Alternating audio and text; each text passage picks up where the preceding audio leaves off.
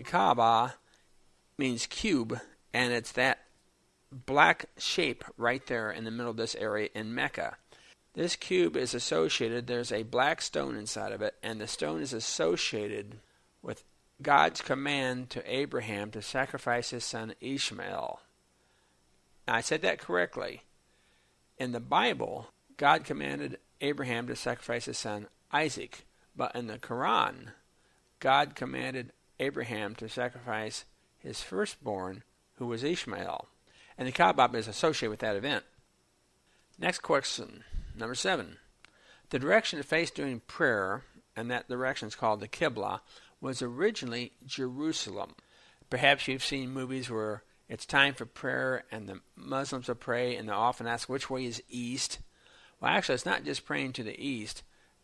They pray towards Mecca.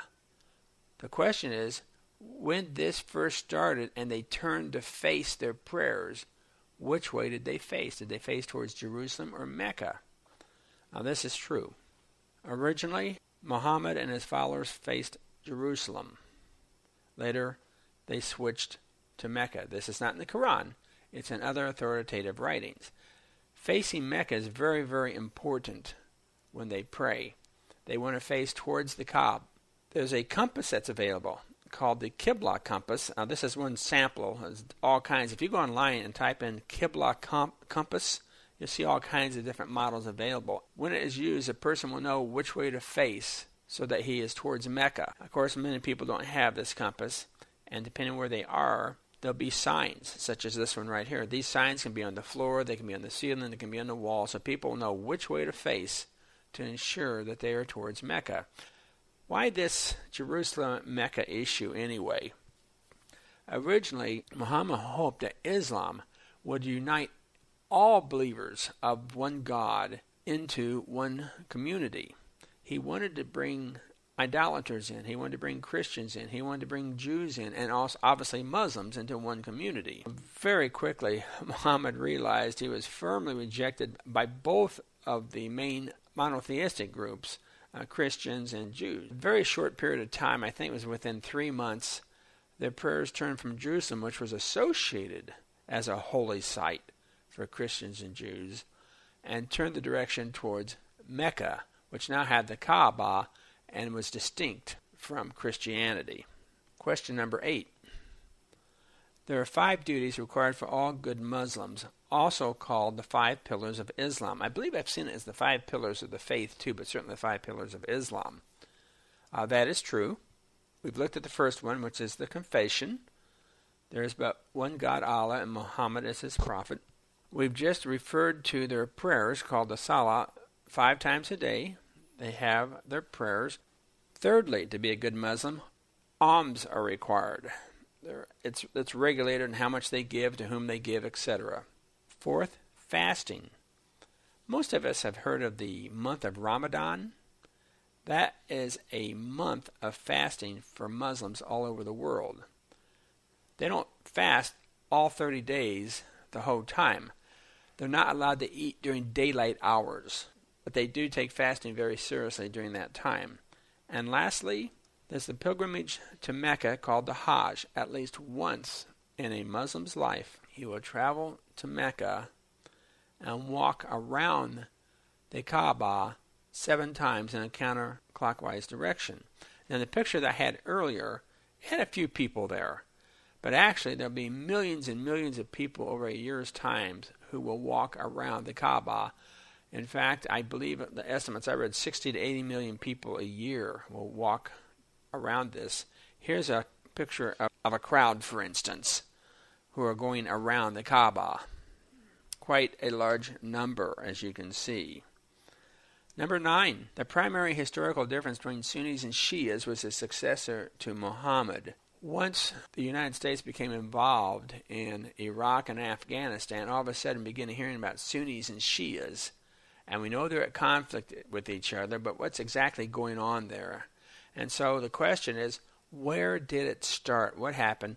And what I'm asking, was it after the death of Muhammad? Who was to succeed Muhammad? Was that the cause? And the answer is true. That was it. When Muhammad died, he had no son. He had a nephew, and he gave everything to this nephew. Immediately, two branches arose. One branch said, wait a minute, the person who's leading Islam should be the most powerful, the strongest leader that we can possibly have. The second branch said, no, we need a person who is a blood relative to Muhammad to succeed as the ruler. The Sunni branch believed that the strongest person should succeed, and the Shia branch believed a blood relative should succeed. In current population estimates today of the Muslims around the world, 90% are Sunni and 10% are Shia. So you can tell by looking at their philosophy that the strongest branch is indeed the largest branch. Just for our general information, the largest concentration of Shias in the world are in Iran and Iraq. Let's move to the last question. The greatest concentration of Muslims is in the Middle East. I mean, we think of Egypt and Jordan, we think Arabia itself. Is that where the greatest concentration of Muslims exists? And the answer to that is false. I want to show you a chart here that will illustrate this. The left-hand column are the countries, and then the Muslim population and the percentage of the population are listed on the third column. I want to first of all click here and put it in percentage order.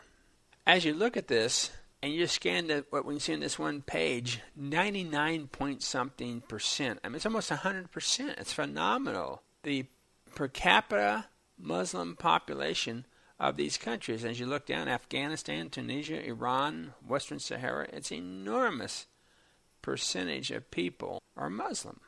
Now that doesn't show us where the greatest numbers are. And so what I'm going to do now is click in this column and sort it in Muslim population. Look at the numbers. Indonesia, almost 203 million people. The percentage is a little bit lower than the other countries, but look at the numbers. In fact, when these first four are considered, Pakistan, India, and Bangladesh were originally all part of the subcontinent of India.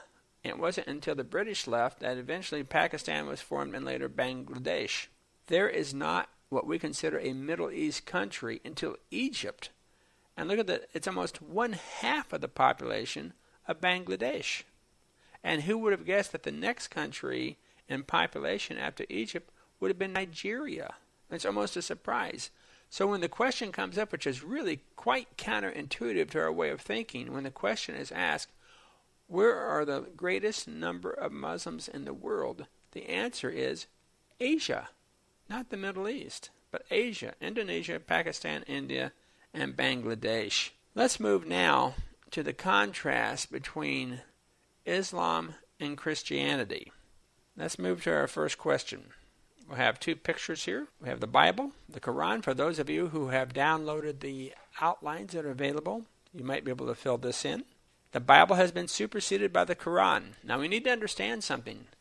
Islam does not maintain the view we will take the traditions of Moses and Jesus and their teachings and their history as given in the Bible and use that along with the Quran.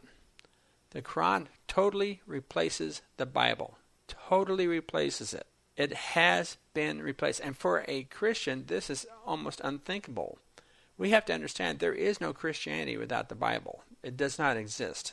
There is no Judaism without the Bible. It is a major difference between Islam and Christianity.